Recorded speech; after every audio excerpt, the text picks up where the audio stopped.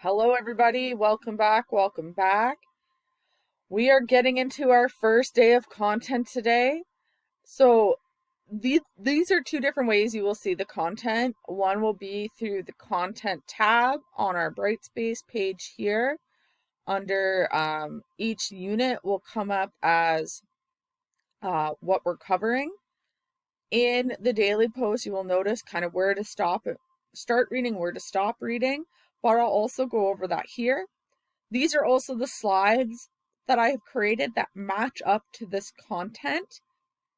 So same information, just a slightly different format if this is what you prefer. And I will be using the slides to kind of read along and guide what we are doing. So if you are game and cool with just reading the content itself, you're going to read from this title here of content. You're going to cover all the information until this required reading, and do not read past enrichment. So you're just going to cover this first little bit, starting off nice and slow. But now if you are somebody who likes to kind of listen and follow along, let's look into what is defining culture. So every activity, assignment, lesson we do will have learning goals and success criteria. This is here just to show you what you should be able to pull out of this lesson, what you should be able to learn in this lesson, and hopefully by the end, what goals you can say you can complete successfully. So to start off with a really great quote, the world in which you were born is just one model of reality. Other cultures are not failed attempts at being you. They are unique manifestations of the human spirit. So really looking at the fact that other cultures are different, they're unique, they are important, but they do not in any way make you lesser than.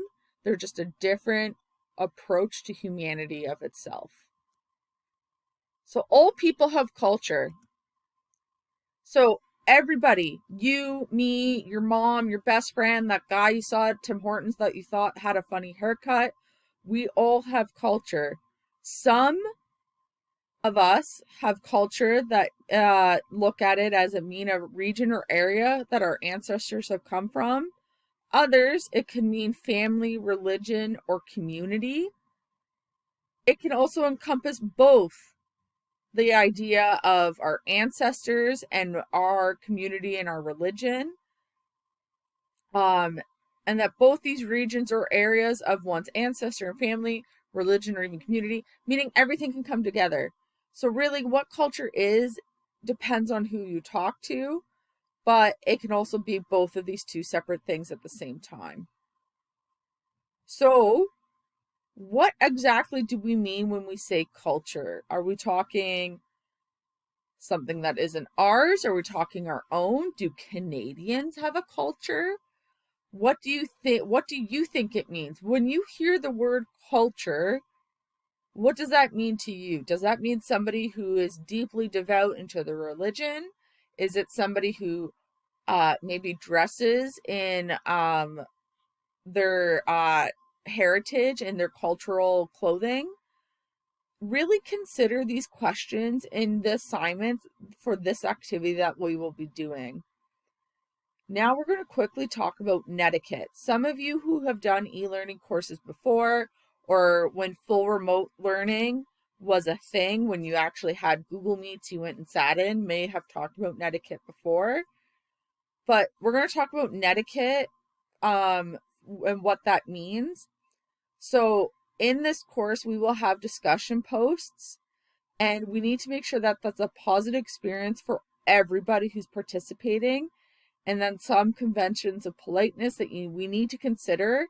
So really thinking of netiquette as etiquette. So how do you act in a restaurant?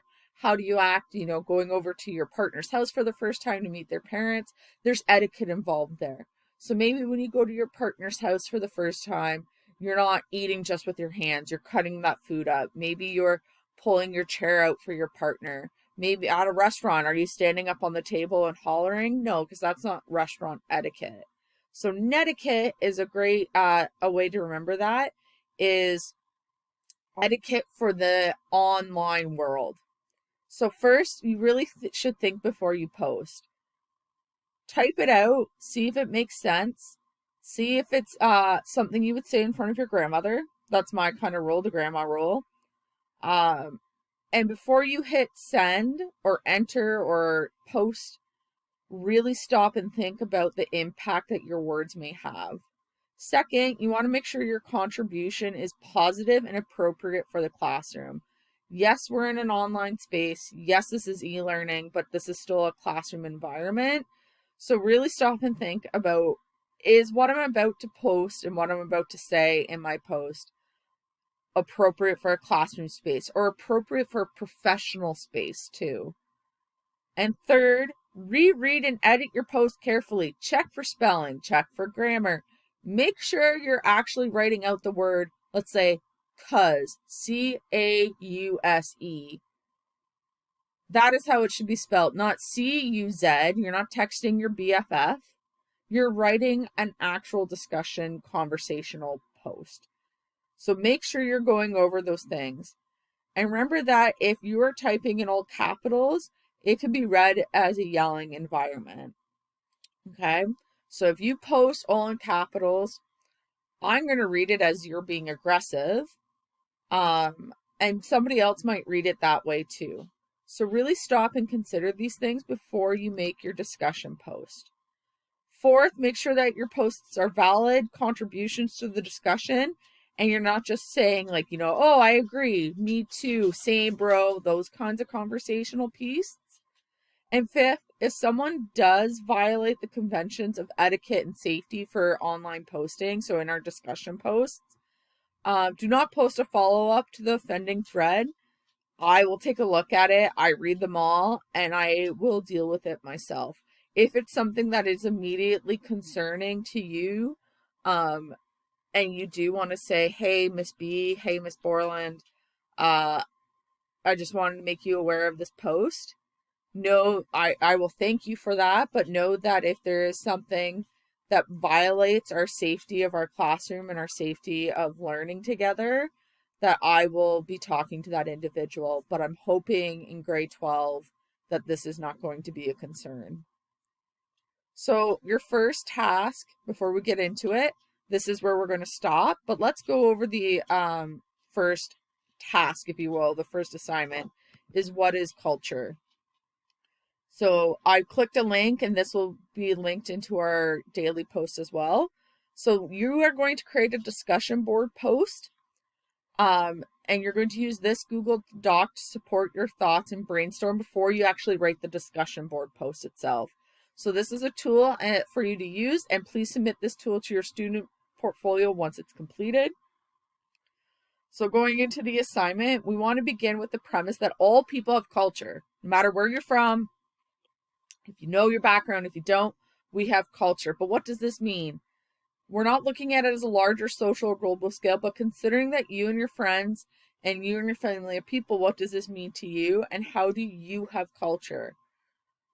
You're going to begin by brainstorming 10 to 15 things or ideas that you associate with the with the word culture. I always want to say world culture. It's word culture. You might want to use the mind map below, so on the second page here, to assist you in the process. And these questions here, these bullet points, are just guiding questions to get you started. So you don't actually have to officially answer them. So once you've completed your brainstorming, you're going to share your results. It says with at least one of your classmates. You're going to share it within the discussion board itself. And you can compare ideas were there any that stood out to you and so forth. So how this is going to look is we are going to go into the discussion board. You will be going into Unit 1. What is culture here? So once you've developed a general idea of what culture means, you're going to share your ideas with the rest of the class. So you're going to make a thread, so start a new thread. And you're going to look at somebody else's. And I forgot to edit this, so I'll edit it now with you.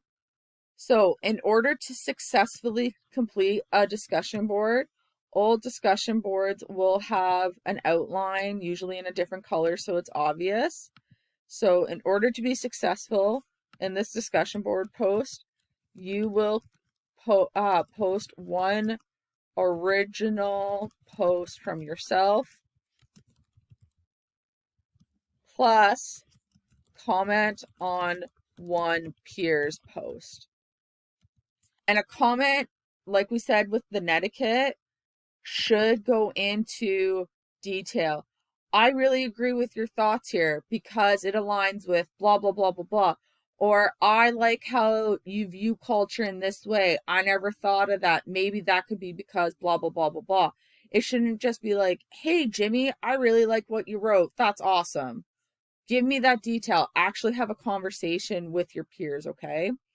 That's what it's there for. If for some reason you are uncomfortable with posting within a discussion board post, a classroom thread like this is where you will need to reach out to me, and there's an alternative way to do this so you don't miss out on marks, okay?